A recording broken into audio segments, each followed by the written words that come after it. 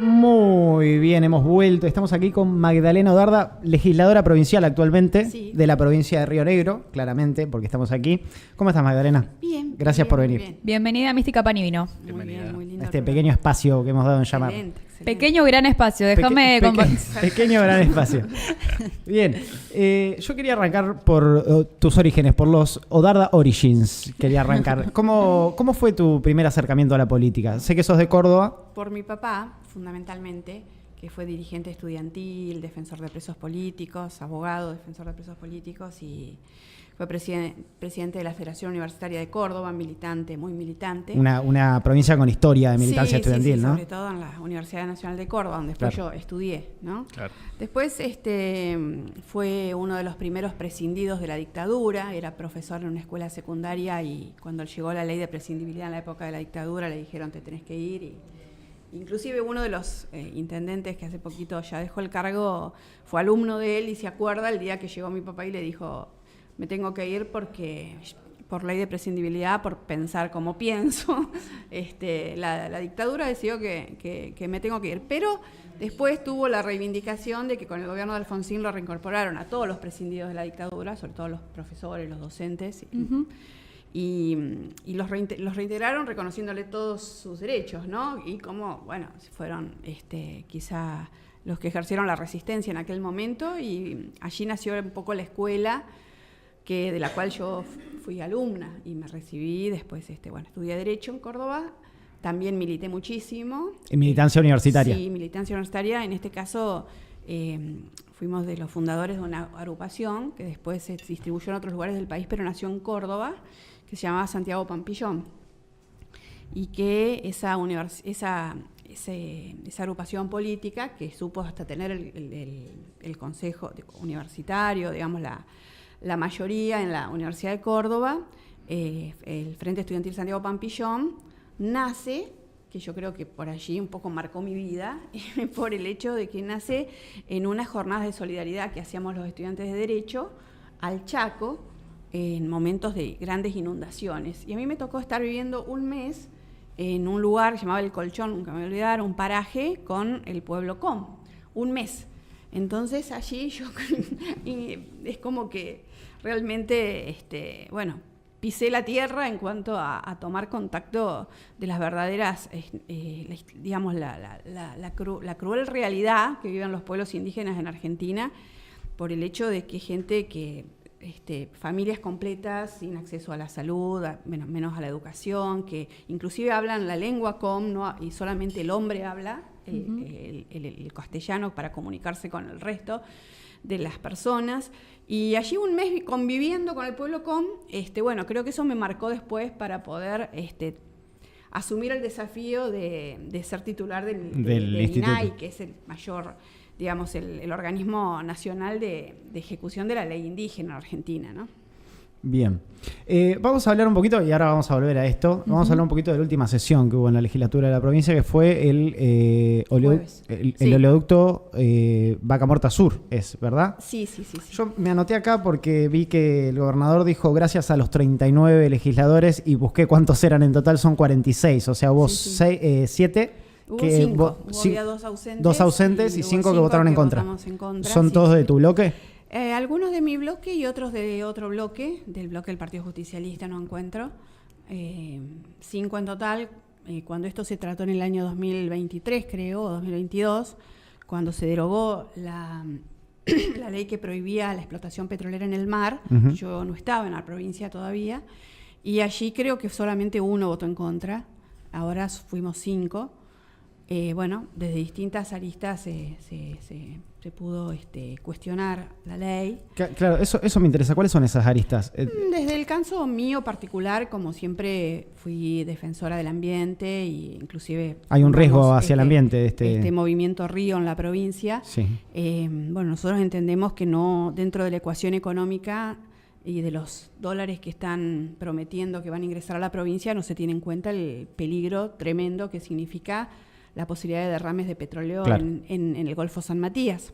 Sobre todo, no solamente el derrame en sí, sino también los que llaman microderrames de las monoboyas que van a estar instaladas allí al frente de Playas Doradas, pero que cualquier derrame en el Golfo San Matías no solamente impacta en Río Negro, también impacta en Chubut, en lo que es Península de Valdés, que está declarado Patrimonio de la Humanidad por sobre todo la ballena, pero también impactaría hasta acá en el cóndor, porque por las corrientes marinas cualquier contaminación a causa del derrame petrolero puede causar estragos, no solamente en lo que es la biodiversidad marina, de ballenas, delfines, orcas, etcétera, sino también en lo que es principalmente el turismo y la pesca como actividades tradicionales. Y si hay un derrame, como ha habido, ya les voy a contar, que son muy recientes y inclusive aquí en nuestro país también, eso te iba a preguntar, desaparece el turismo, porque si nuestro turismo que está asociado a la defensa de la naturaleza, porque la gente que elige venir aquí a esta provincia, a la costa atlántica, es porque le gusta otro tipo de turismo, que a lo mejor no es el turismo de otras ciudades, pero aquí es el turismo asociado al ambiente, a la naturaleza, a la fauna, a la flora, a las bellezas que tenemos y que tenemos que valorar tanto. Y en este caso, nosotros entendemos que no hubo esa valoración, que no se puso en conocimiento esto, sobre todo porque hace menos de 2 años en Bahía Blanca hubo 3 derrames de petróleo, uno atrás del otro, uno incluso con un sistema parecido a este que se va a implementar.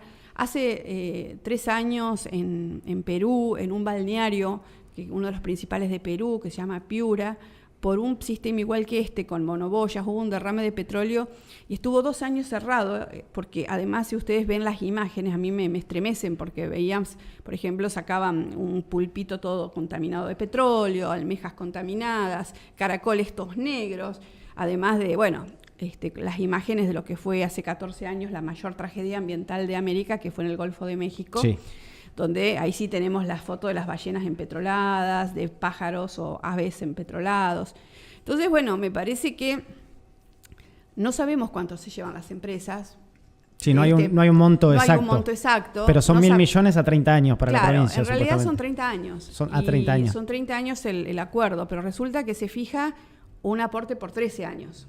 Entonces uno se pregunta, ¿y qué pasa después de los 13 años? Digamos, ¿qué pasa? Y más si nos dejan un mar contaminado. ¿De qué vamos a vivir, digamos, en Río Negro, en la costa atlántica, si sobre todo hay miles de trabajos ligados al turismo y a la pesca? Exacto. Hay muchas falencias. Esa es una, por ejemplo, si el plazo son un aporte todos los años, durante 13 años, pero el contrato dura 30, hay algo que no cierra. Y sobre todo el hecho también que no sabemos cuánto las empresas ganan, se llevan, entonces no sabemos si es equitativo o no es equitativo o justo, para decirlo en términos claros, lo que dejan. Y eso es lo que tenemos nosotros, la gran duda. Por eso yo dije, yo vengo a este recinto con muchas dudas y muchas certezas también. Claro. Pero yo tengo muchas dudas porque yo creo que está claro cuánto es lo que van a ganar las empresas, por eso alguien fijó este monto y no otro. No es un porcentaje de acuerdo a los barriles de petróleo que se van. Entonces uno más o menos podría hacer un cálculo, pero resulta que es un monto fijo, único.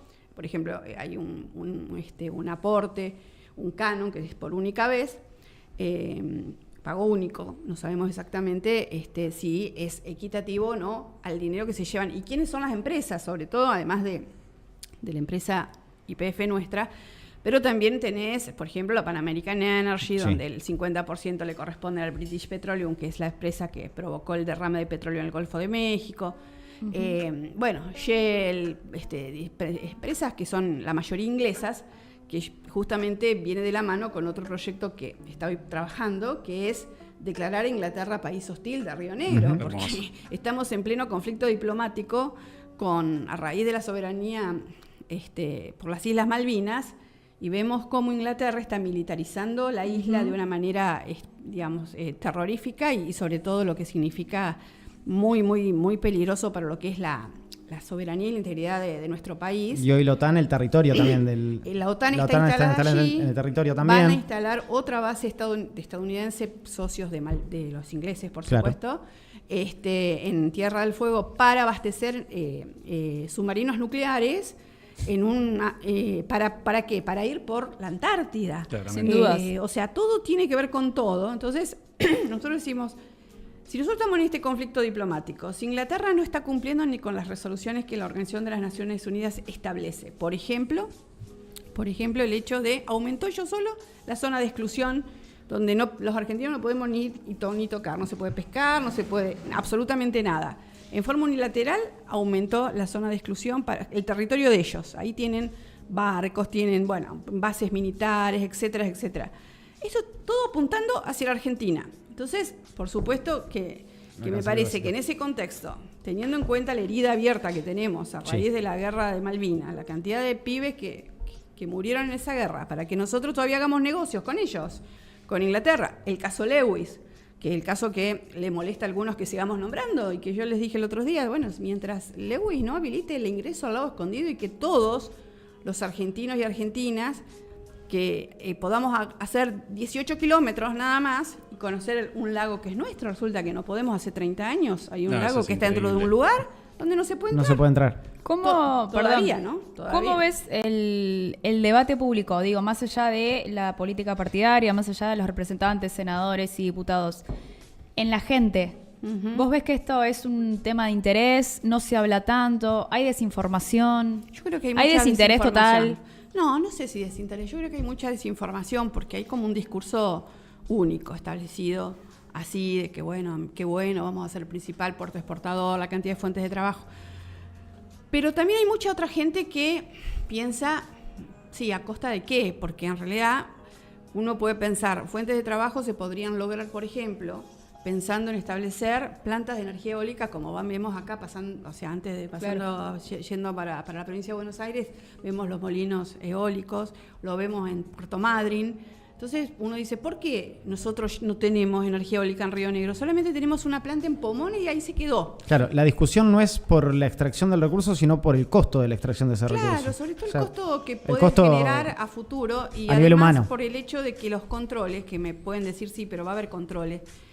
Mira, si Bahía Blanca o el caso de lo que comenté recién, les conté el caso de Perú, de Piura, estaba la Repsol. La empresa Repsol es una de las más poderosas del mundo y sin embargo provocó un desastre absoluto que no se pueden recuperar. Y eso teniendo en cuenta solamente las grandes filtraciones, porque microfiltraciones hay todo el tiempo. Las filtraciones son de todo el tiempo. Y yo creo que el tema ambiental es uno de los pocos temas, digamos, que puede llegar a todas las edades, pues, a todos les interesa, porque los chicos en la escuela, y gracias por supuesto al trabajo que hacen los docentes, los maestros, las maestras, el hecho de concientizar, que vos sabés que los chicos ven un papelito en la calle y lo levantan solos, porque realmente fueron años de trabajo.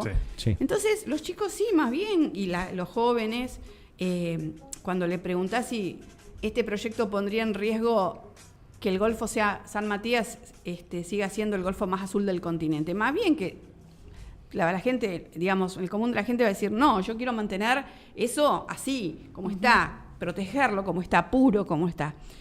Mejorar la infraestructura en turismo, porque hay balnearios que no tienen acceso al gas natural, sí. Puerto de San Antonio Este, Playas Doradas, no hay agua. En Playas Doradas no hay agua. Playas Doradas, se te secan todas las plantas, te lo digo porque lo conozco, sí. Pasó. Yo tengo experiencia el agua. En Playa Dorada. Después no hay agua en Sierra Grande, no hay agua, en la que es la zona del puerto de San Antonio Este, bueno. En todos estos balnearios que hay aquí, desde el Cóndor, sí, en el corredor. O sea, hay muchos problemas de infraestructura. Que entonces si uno dice, bueno, está bien, está bueno que se fortalezcan las fuentes de trabajo a partir de la obra pública para dotar de servicios a todas esas localidades costeras y no tener que tocar el mar, porque en esto es como que si se le hubiera puesto un precio al mar. A ver, sin duda, sí. En la ecuación económica no está, nadie piensa en lo que puede llegar a pasar, que ojalá no pase. Pero creo que había que mostrar la otra voz. Era como que hasta ahora había un discurso único. Por supuesto que no fue fácil, porque, como dije, llevaba estas dudas, pero me parece que también hay que pensar, porque llega a haber un derrame, nos vamos a arrepentir toda la vida. Y es algo irrecuperable, eso. Claro. Hablando un poco del agua y del valor del agua, que a mí es un tema que me interesó mucho porque cuando lo vi publicado por primera vez el acuerdo Mecorot con varias provincias, dije, qué raro esto, vi a Guado de Pedro haciendo el informe. con los gobernadores y dije, qué extraño esto. Y intenté investigar un poco y no encontré mucha información hasta que hicieron este informe, este pedido de informe que hicieron y la posterior respuesta, que no la conseguimos al final la respuesta, ¿no? Acá estaba por escrito. Se las puedo entregar porque nosotros... la quisimos conseguir y no la pudimos conseguir. La conseguimos, sí. Pero es muy extraño que una empresa estatal, extranjera, de un país que tal vez se caracteriza por una actitud bastante hostil en ciertos territorios, venga a ponerle precio. Porque fue eso, fue un relevamiento de precio de cuánta agua había en Río Negro. ¿Qué fue eso? ¿Por qué? ¿Por qué se hizo eso?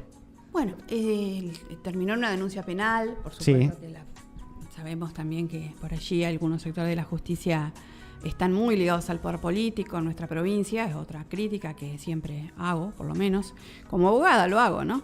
Pero entendemos que en ese proyecto que tiene que ver, el acuerdo Mecorot, que tiene que ver con el agua, que es un bien de dominio público de los rionegrinos, por constitución tendría que haber pasado por la legislatura, como mínimo, discutido en la legislatura, donde la gente pueda buscar información, mandar una nota para ver si está de acuerdo, pedir alguna modificación.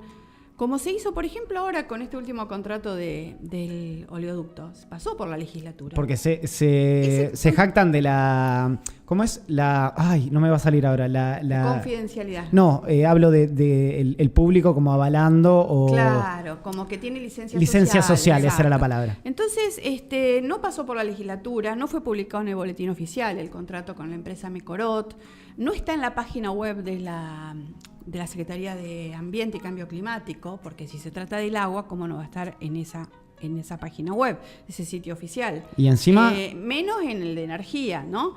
Entonces, uno piensa, ¿por qué tanto secretismo, confidencialidad absoluta?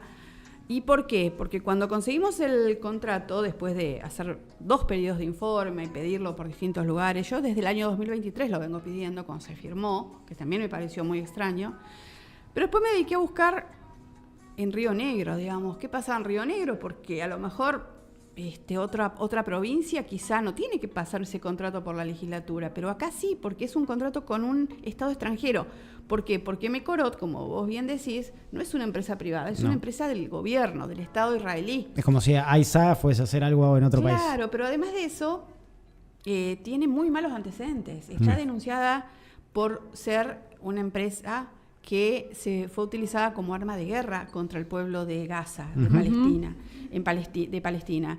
Entonces, el hecho de usar el agua como una forma de presión, por así decirlo, o como parte de una guerra, entonces quitándole el agua a niños, ancianos, a mujeres embarazadas, eso está denunciado no ahora, sino desde hace muchísimos años por la Organización de las Naciones Unidas y organismos de derechos humanos respecto de la Amnistía Internacional tiene una denuncia, claro, de Mecorot. Entonces, ¿por qué nosotros hacemos un acuerdo con Mecorot donde le permitimos el conocimiento de todo el agua de Río Negro, de la superficial, de la subterránea, de los glaciares, de todo? ¿Y por qué? ¿Por qué? Si nosotros tenemos... no hay capacidad técnica. Tenemos ingenieros, tenemos técnicas, tenemos 2 universidades nacionales que pueden trabajar en eso, que uno puede confiar porque tienen un criterio científico y un criterio independiente. No, lo tenemos que contratar al Estado de Israel, y no solamente contratarlo hasta el mes de octubre pasado, que estaba vigente el contrato, sino que ahora se lo renovaron al contrato. Está renovado el contrato. Está renovado, entonces andan por ahí los técnicos, ingenieras, no sé, de Israel, recorriendo toda la provincia, conociendo nuestras fuentes de agua dulce, que es información estratégica para todo país del mundo, el agua, donde está ubicada el agua, pero lo grave es que según el contrato tienen la propiedad intelectual de los conocimientos. Y algo que yo me sorprendí mucho, que cualquier cuestión que se tenga que debatir en un juzgado se debate en un juzgado británico. Sí, en hablando de lo que hablamos al principio. De arbitraje de Inglaterra, y además por supuesto que todo el contrato y cualquier interpretación que si haya diferencias en la interpretación de las cláusulas del contrato, rige la ley de Inglaterra. Eso dice el contrato, además de la confidencialidad absoluta y de que los conocimientos los tiene Mecorot, no sé para qué, si los va a vender, si los va a regalar sobre el agua nuestra, si los va a donar, no sabemos qué va a hacer. Solamente tenemos en realidad el CFI, que es un organismo de todas las provincias, ni siquiera es nacional, se va a quedar con lo que le entreguen, le vayan entregando los informes parciales. Pero después toda la demás información se la llevan. Y como vos decís, uno de los objetivos es ponerle precio al agua. Claro. Yo dije, bueno, si le ponen precio al agua, por eso después sale el proyecto Vendemos Agua en Río Negro. Algo que nunca se había visto y se había hablado en Río Negro de vender el agua. Porque el agua es un derecho humano, no podés usarlo como un bien de comercialización, igual claro. Que, por ejemplo, en Chile, donde vos querés decir, me meto al río, no, porque es privado. Es de Nestlé. ¿Entendés? Este pedacito de río es privado, este otro pedacito también es privado. El sueño de Venegas Lynch. Nosotros no, chicos, nosotros acá, el agua es un derecho humano porque hay gente que está pasándola mal porque no tiene agua en esta provincia. No es que estamos todos rebosando de agua. Pero ¿qué sucede? También se están dando estos proyectos extractivistas, como el caso claro. Que decimos, ¿dónde se asienta el proyecto Genele? En un lugar que no tiene agua, que es el puerto de San Antonio Este. Y las grutas, en ese lugar no hay agua. El oleoducto Sierra Grande, ¿dónde se asienta? En un lugar donde no hay agua. El proyecto Calcatreu de la minería de oro en Jacobasi, lugar donde no hay agua. Y hace falta agua para eso. Hace falta agua, bueno. Entonces yo creo que el contrato de Mecorot tiene una relación directa. Ahí tenemos el porqué, con digamos. Claro. Con este tipo de emprendimientos extractivistas que están cambiando la matriz productiva de la provincia. Uh-huh. Porque a lo mejor eso es lo que a lo mejor la gente por allí todavía no conoce, que nosotros, que éramos una provincia de la pera y la manzana, que nos conocían en todos lados por ser la provincia de la manzana o de la pera, o porque ser una provincia de la ganadería, la agricultura, la vitivinicultura, o la pesca, fundamentalmente el turismo sano, asociado a la naturaleza, como decíamos recién, pasamos a ser ahora una provincia minera, gasífera, petrolera, y entonces, claro, después los pesqueros, por ejemplo, los trabajadores, desesperados, porque nadie les da bolilla, porque ya la pesca no interesa más. Claro. La fruticultura, con esta importación de peras de China y manzanas de Chile, y como yo dije en la sesión, hasta limones de Egipto estamos importando, con este modelo de desregulación económica. Entonces, ¿qué sucede? La fruticultura, que era, digamos, la madre de todas las producciones de Río Negro, es como que ya no interesa. Claro. Inclusive ustedes saben, porque conocen la provincia, que le están metiendo los pozos de gas en el medio de las chacras de pera y manzana. Uh-huh. Y eso, por supuesto, que tiene afectación. Ayer me hablaba, por ejemplo, de un barrio, un vecino que vive a 50 metros de los pozos de gas en Allen. Esa gente, ahí ese barrio se llama Costa Blanco, no tiene gas. O sea, le dan gas a todo el país, claro, pero ellos se mueren de frío. No pueden tomar agua de la canilla porque está contaminada. Entonces le tienen que comprar agua envasada. Gente que vive al lado. Y nosotros seguimos renovando los contratos petroleros y más plata para las empresas. Que encima no son... eso me gustaría preguntarte. ¿Hay algún acuerdo bueno extractivista? ¿Hay alguna...? Por ahí la palabra es medio boba, la palabra bueno. Pero quiero decir, ¿hay un acuerdo ideal? Y a mí me interesaba remarcar sobre eso. ¿Se puede hacer mejores acuerdos o acuerdos buenos? Yo creo que sí. Estando la vigencia en el RIGI. Bueno, lo del RIGI es muy, muy peligroso a mi criterio, ¿no? Porque en este caso, como estas grandes empresas están amparadas con el RIGI, tienen todos estos beneficios extraordinarios que, no sé, una pyme de acá a la esquina no lo tiene, ¿me entendés? No lo tiene ni la fruticultura, no lo tiene la vitivinicultura, no lo tiene la pesca, no lo tiene estas grandes empresas extranjeras de gas y petróleo. ¿Pero qué fomenta el RIGI? Fomenta que esa empresa, en vez de abastecer al mercado interno, se lleve el gas. Todo. Sí. Entonces acá, por ejemplo, yo ayer tuve una reunión con Enargas, que es el organismo de control del gas. Yo le preguntaba, ¿cuánta gente no tiene acceso al gas en Río Negro? Por eso presenté el proyecto de emergencia energética, porque de acuerdo al censo hay 120.000 rionegrinos y rionegrinas que no tienen acceso al gas natural. Tienen garrafa o tienen leña. Y sí, está bien, el plan calor, está bárbaro el plan calor, pero el plan calor no llega ni a la mitad de todos esos rionegrinos. Entonces le preguntaba a estas autoridades nacionales, que ayer por Zoom fue la reunión, y me informaban, dicen, bueno, acá tenemos un problema porque el gasoducto cordillerano, que es el gasoducto que debería ampliarse para que más de 5, debe haber, sí, por lo menos 5.000 familias de Bariloche, creo que me quedo corta, sin gas. Ustedes vieron los barrios con este frío humilde de Bariloche, todo sin gas. No hay conexiones porque esa obra llamada gasoducto cordillerano patagónico no se terminó de hacer. Y bueno, por supuesto pedía precisiones, porque en la provincia donde ahora van a exportar entre 500.000 y 800.000 barriles por día del oleoducto, que se van al exterior, poniendo en riesgo, sigo diciendo, el Golfo San Matías. Sin dejar tantos beneficios. Pero digamos. digo, acá en Río Negro, ¿podemos seguir teniendo esta cantidad de rionegrinos sin acceso al gas? Y si somos una provincia productora de gas. Y somos provincia productora de gas, que además... En teoría no. Además, es otra cosa que yo siempre me gusta aclararlo.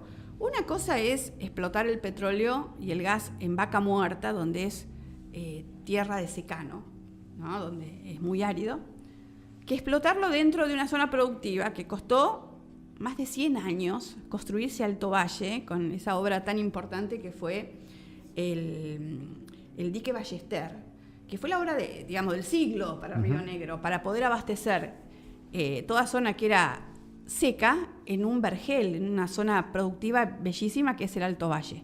Si nosotros le metemos ahí la extracción de petróleo en el medio de la chacra de Pero y Manzana, destruimos los canales, destruimos todo el sistema de riego. Yo digo, ¿hubo alguna audiencia pública, alguna consulta a los ciudadanos? ¿Están de acuerdo? ¿No están de acuerdo? En que justo la industria gasífera y petrolera se instale justo en el medio de la chacra de Pero y Manzana, el sistema de riego. Porque una cosa es que se instale en algún lado donde no hay sí, bueno, como Vaca Muerta, bajo riego. Igual que si se instalara acá en el medio del IDEBI, claro. Que está todo bajo riego y que costó muchísimo dinero, pero además el sacrificio de tanta gente, productores, pioneros, familias completas. Eso no se da en Neuquén, se da acá en Río Negro. Entonces cuando por ahí a veces yo digo estas cosas, porque además yo siempre defiendo a los pequeños y medianos productores y productoras, porque vi como inclusive en un momento en este país les querían rematar las chacras por deudas con el banco. Entonces había un movimiento que es muy lindo, que ojalá alguien lo pueda estudiar, de mujeres, que se llamaba el Movimiento de Mujeres en Lucha, que cada vez que había un remate de una chacra iban a donde estén, una estaba en la peluquería, la otra estaba cocinando, iban todas, sonaba un timbre y salían todas corriendo y se iban a defender la chacra de los productores, ¿no? Y se ponían así en fila adelante del rematador, ¿viste? El que te decía, ¿viste? Iba a bajar el martillo para regalarse a algún vivo que quería comprar barato esa chacra, claro, de un productor, y le impedían que la compre. Ese movimiento de Mujeres en Lucha, frenó, justo con una ley que impulsé en la legislatura yo, que se llama Ley Antirremates, y se defendieron muchas chacras. Lamentablemente, con el avance de la industria gasífera y petrolera en el Alto Valle, muchos productores han tenido que vender las chacras porque no pueden producir en esas condiciones, y realmente no hay apoyo al productor, no hay plan de apoyo a los pequeños productores frutícolas. Entonces avanzan las producciones hidrocarburíferas, claro, y gasíferas. Lo que hablabas es el cambio de la matriz productiva de la provincia. O sea, hay una decisión política del, exacto, cambio de la matriz productiva. Sí. Un Bien. Poco las nuevas lógicas de guerra, como estamos hablando ahora, en el mundo, fundamentalmente en Occidente, pero bueno, Oriente y demás también tienen lo suyo, es esto de ir por los recursos que además son no renovables, ¿no? Es como que toda la tecnología digital y demás en la que estamos envueltos, la ciudadanía común y corriente, quizás no nos damos cuenta de que todo ello proviene de una energía no renovable, como es el petróleo, que es la sangre de la tierra, digamos, sí, el minerales, agua en este caso. Y te quería preguntar en ese sentido, ¿cómo ves, ya me pongo filosófica, pero digo, sí, ¿cómo ves a la humanidad? Digo, ¿qué concepto de humanidad tenemos con estas formas de lógicas políticas económicas que claramente invaden la vida humana en los territorios? Bueno, yo sigo confiando, ¿no?, en la humanidad de las personas, el sentido de la humanidad. Pero sí hay como un bombardeo totalmente, todo el tiempo, mediático, lo que fuera, para generar el individualismo y salvate vos y el resto total no importa, y si el Golfo San Matías se prende fuego, si no se llena de petróleo, no importa, porque no. Entonces yo creo que hay que buscar esas formas de volver a la cuestión de de la solidaridad, de esos valores que siempre nos han inculcado desde chicos, ¿no? Del bien común, de buscar que no todo es plata en este mundo, no es todo es dinero, no todo se compra y se vende, no es así, yo estoy segura que no es así. Pero es cierto que sí, yo por ejemplo, recién les planteaba un tema por allí para charlar, que es esto de cobrarle a los extranjeros para ir a los hospitales en Río Negro, que eso va a ser el tema de la semana que viene en la legislatura. Y yo por ahí leía los comentarios de muchas publicaciones y hay mucha gente que está totalmente de acuerdo. Y entonces yo me preguntaba, digo, ¿pero cómo? Si tenemos una constitución nacional que dice que nuestra constitución es para todos los hombres del mundo que quieran habitar el suelo argentino. Y el derecho a la salud y la educación, que son derechos humanos, es para todos. No podemos nosotros, por ser... fuimos una provincia de avanzada y progresista a full nosotros. Desde el año 88 que tenemos nuestra constitución, ustedes leen los derechos, realmente se sienten orgullosos de lo que tenemos en nuestra constitución de Río Negro, que fue inclusive anterior a la reforma nacional de 94. Tenemos más derechos nosotros que a nivel nacional. Y ahora viene la movida antiderechos, todo para atrás. ¿Cómo le vamos a cobrar a una señora que a lo mejor que viene a parir al hospital de Viedma, al SATI, y le dicen, no señora, usted tiene residencia? ¿Usted de dónde es? ¿Usted es boliviana o jujeña? Porque si es boliviana, va a tener que pagar. Porque si es británica no va a tener ningún problema. Ahora, no tiene ningún problema. Sí, yo le preguntaba, no sé, me imaginaba una situación en Bariloche, donde hay una comunidad chilena que es muy grande. Mucha gente, sobre todo gente grande, no tiene como se dice, los papeles en regla. Capaz que vive en Bariloche hace 30 años, pero no tiene la ciudadanía. Ahora, ¿qué plantea Milei ahora con este decreto que sacó ayer de la reforma de la política migratoria en la Argentina? ¿Sabe a quién le van a dar la ciudadanía? O sea, al extranjero humilde, al que viene de los países latinoamericanos, nuestros hermanos bolivianos, chilenos, peruanos, le van a cobrar. Ahora, aquel que viene a poner $500.000, ese le dan la ciudadanía, así clarito. Al que viene a poner plata, le dan la ciudadanía. O sea, cualquiera de todas estas empresas que nombré recién. Por ejemplo, viene la Harbour Energy, la empresa esta que explotaba petróleo en las Islas Malvinas en forma ilegal, autorizada por el gobierno Kelpers. Al señor de la Harbour Energy, porque puso tanta plata, entonces le vamos a dar la ciudadanía. Ahora, a la señora que viene al hospital a parir, o al viejito de Bariloche que viene y le dice, no, usted es chileno, no, discúlpeme, no puede venir. Y si lo atendemos, le hacemos firmar un pagaré porque usted va a tener que pagar. Claro. Basta de racismo. Es una lógica de deshumanización total. Deshumanización absoluta. Criminalización. Me contaba el otro día un maestro de una escuela rural del Alto Valle. Me decía, yo tengo un chico que es de alumno, que es boliviano. Y ponele 6 meses que está en Argentina. Y tuvo un problema que quiso ir al hospital a atenderse y ya lo miran raro, pero no los trabajadores, ¿viste? Ya viene una lógica de arriba, digamos, de un alineamiento político, porque el que va a tener que hacer el trabajo de decirle a esa persona, a ese chico, no te puedo atender porque vos sos boliviano o boliviana. Va a tener que ser el trabajador. El trabajador lo van a mandar al frente. Claro. Y el trabajador no está de acuerdo con eso, porque yo no creo que ningún trabajador o trabajadora tenga esa mala predisposición de no atender a una persona por ser de otro país. Y cuando en esta provincia están regalando los recursos naturales a los cataríes, a los árabes, al egoísmo. Uh-huh. Bien, te vamos a hacer la última pregunta, que es la que le hacemos a todos nuestros invitados. ¿Qué es para vos la mística? Recién estaba pensando, ¿no? ¿Qué es la mística? Para mí no tiene que ver con la política, ¿no? Salvo algunos políticos que realmente tienen ese sentimiento de servir la política como servicio para los demás, porque después si vemos en otros políticos más bien son intereses, no mística. Claro. Uh-huh. La mística es para mí como un halo de sueños o de grandeza que nos permite tener la fuerza necesaria para ir, aunque sea contra el mundo, para defender estos principios o estos derechos, en el caso mío, que soy abogada. Eso es la mística, tener yo me acuerdo de una frase del Che, que él decía que no hay que hay que endurecerse sin perder la ternura, decía el Che, ¿no? Sí. Y que a él lo movía la indignación contra la injusticia y tenía esa fuerza para salir a luchar. Y un poco la mística es eso para mí. Es eso, ese es halo de sueños para que a su vez te da fuerza para enfrentarte contra lo imposible por la justicia. Ojo, por la justicia. Bueno, muchas gracias, Magdalena. Bueno, gracias por venir. Vamos a un cortecito, enseguida volvemos con el outro. Tenemos un pase de un programa nuevo, un nuevo programa que hay hoy en este canal.